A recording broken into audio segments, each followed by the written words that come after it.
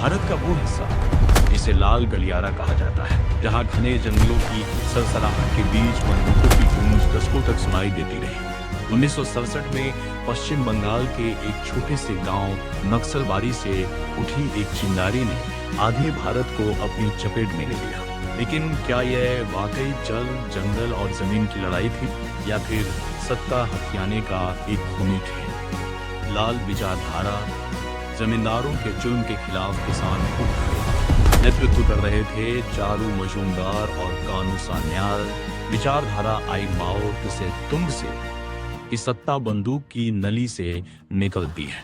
देखते ही देखते 4 करोड़ बुद्धिजीवी और गरीब आदिवासी इस लाल क्रांति के मीत बन गए और शांति की तलाश में निकले। ये लोग कब हिंसा के दलदल में धंस गए, इन्हें खुद पता नहीं चला, और इस दलदल को ही इन्होंने अपना जीवन मान लिया।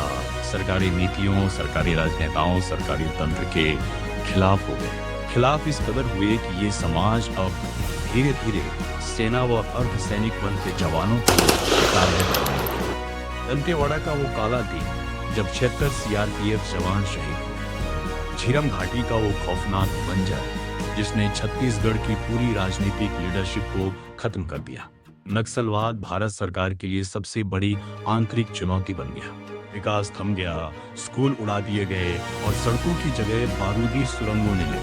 बस्तर से लेकर पशुपति तक एक ऐसा कॉरिडोर बना जिसने देश की सुरक्षा में सेंध लगा दी। लेकिन लोकतंत्र चुप नहीं बैठा और नक्सलियों की कमर तोड़ने के लिए कोबरा कमांडो का गठन किया गया। कमांडोज को बेहतर ट्रेनिंग दी गई और फिर ग्रेहाउंड्स और कोबरा जैसे जांबाज कमांडो जंगलों के अंदर घुसे। ड्रोन से निगरानी हुई और नक्सलियों के गढ़ में नए कैंप बनाए गए और फिर इस लाल झंडे के साम्राज्य को कंट्रोल किया गया। समाधान नीति ने नक्सलियों की कमर तोड़ दी। विकास को ढाल बनाया गया, सड़क पहुंची, मोबाइल टावर लगे और आदिवासियों को मुख्य धारा से जोड़ा गया और उनके बच्चों को बताया गया कि आप भी आधुनिक जीवन, अच्छा पानी, अच्छा भजन, अच्छा घर में रहने के हकदार हैं। आप सरकार की बनाई गई नीतियों के हिसाब से चलें।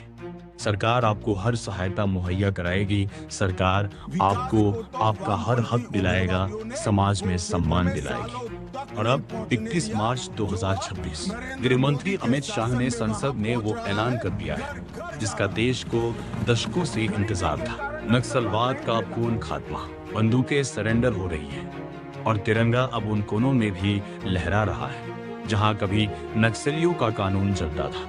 लाल गलियारा अब विकास का गलियारा बन रहा है। जय हिंद दोस्तों, जानकारी आपको कैसी लगी?